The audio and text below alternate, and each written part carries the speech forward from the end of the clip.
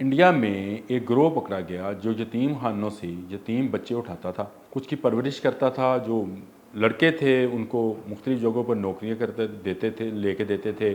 जैसे ही बड़े होते थे उनकी तरबियत ऐसी थी, वहीं पे चोरियां और डकैतियां करते थे।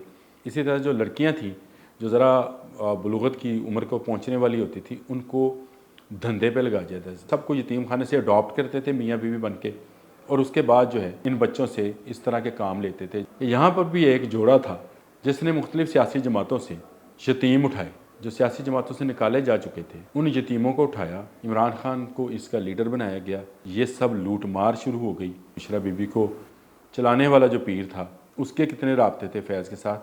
बिस्मिल्लाहिर्रहमानिर्रहीम। बोलते कालम के साथ मैं आमिर रज़ा खान। और ऐवान सदर में सदर को फेंटी लग सकती है।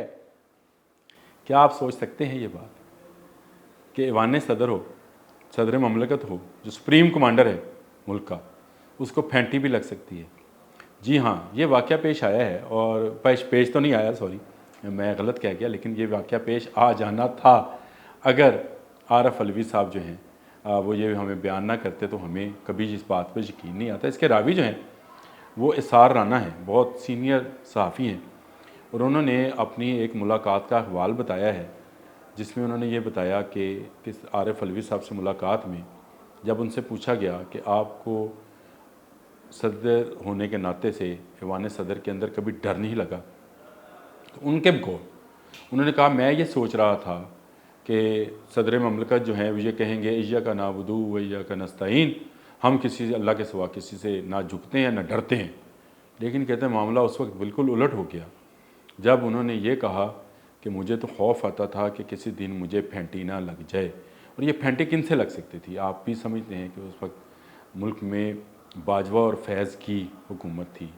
जनरल फैज़ जो आजकल जो है वो कोर्ट मार्शल का सामना कर रहे हैं, बाजवा साहब रहे नहीं, उनसे फेंटी लगने का था। उस पर एसार आना काफ़ी हैरान परेशान थे। उन्होंने काफ़ी लंबी चौड़ी तहरीर भी लिखी इसके ऊपर, सारी तो बयान नहीं की जा सकती। लेकिन ये जिस तरह से लोग ये चला रहे थे, मुझे भारत का एक वाक़या याद आ गया।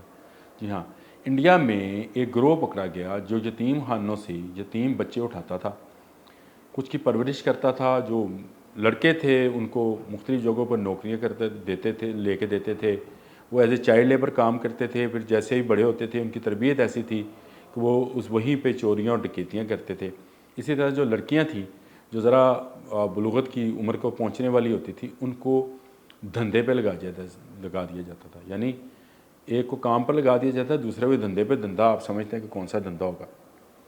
जिस्म फरोशी का धंधे पे लगा दिया जाता था।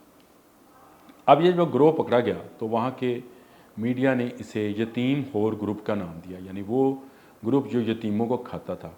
ये बड़ी दिलचस्प दास्तान है। वो जिस जोड़े ने ये काम शुरू किया था उसने बाद में मज़ीद जोड़ों को इसमें शामिल किया। मौक़िफ़ उन्होंने ये अपनाया कि ये हमारे बुढ़ापे का सहारा बनेंगे, और हमने इसीलिए ये जुर्म किया कि इन बच्चों को, कुछ को पाला, कुछ को पले पलाए बच्चे थे, सबको यतीम खाने से अडॉप्ट करते थे मियाँ बीवी बन के, और उसके बाद जो है इन बच्चों से इस तरह के काम लेते थे, जिसमें मैंने आपको बताया चोरी है, डकैती है, राजनी है, और जिस्म का धंधा है। जो लड़कियां थीं उनसे ये काम लिया जाता था। मुझे यकायक ख्याल आया कि सार आने वाली बात तो बिल्कुल किसी हद तक इससे मिलती जुलती नहीं है। यहाँ पर भी एक जोड़ा था जिसने मुख्तलिफ सियासी जमातों से यतीम उठाए, जो सियासी जमातों से निकाले जा चुके थे, उन यतीमों को उठाया। उनमें मर्द भी थे, ख़वातीन भी थीं, और उन सब को मुख्तलिफ पार्टीज़ के, आप ज़रा अगर PTI की फॉर्मेशन पे गौर करें, देखें, उसमें आपको हर पार्टी के चंद लोग जो हैं वो होते हुए नज़र आएंगे। और सबसे ज़्यादा तादाद उन यतीमों की है जो मुशर्रफ के जाने के बाद यतीम हुए थे। आप मेरी समझ रहे होंगे कि मुशर्रफ के जाने के बाद जो उसको अब्बू बोलते थे, वो जो यतीम हुए थे उनको उठाना आसान था, क्योंकि वो आदी थे एक वर्दी वाले की गोद में पलने के। इन सबको उठाया गया, इमरान खान को इसका लीडर बनाया गया, पार्टी तश्कील दी गई, ये सब लूट मार शुरू हो गई। लेकिन ये इन दोनों के बुढ़ापे का सहारा था। एक को रिटायरमेंट के बाद कुछ चीज़ें चाहिए थी और एक को अपग्रेड होना था, यानी उसको आर्मी चीफ बनना था अपने मुस्तकबिल के लिए। जैसे भारतीय जोड़े ने काम किया था, उसी तरह इस जोड़े ने भी काम किया। और ये जितने यतीम थे, कोई वान सदर में चला गया, कोई वान वज़ीर आज़म में चला गया, कुछ वजारतों में बैठ गए, कुछ को नवादशात की गई, ठेके दिए गए, जो बिल्डर्स थे उनको सोसाइटीज़ के नाम पर ज़मीनें जो हैं वो दी गई।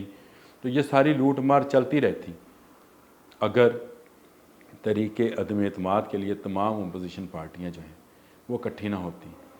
बड़ा खौफनाक मामला है कि अगर ऐवान सदर में बैठा सदर भी फेंटी खाने की बात करता है और कहता है कि मैं ख्याल करता था कि हमें फेंटी ना लग जाए, तो मैं ये समझता हूँ कि फिर इस मुल्क में जमहूरियत का क्या हाल है या क्या मुस्तकबिल है। हाल तो चले अब ठीक हो गया, मुस्तकबिल शायद ठीक हो जाए, लेकिन माजी में ये किस तरह की जमहूरियत थी जो लोग ईजा को नाबुदू ईजा का नस्ताइन का नारा लगाते थे, असल में वो किसके सामने झुक रहे थे, असल में वो किसकी बात मान रहे थे, असल में वो किसकी पैरवी कर रहे थे।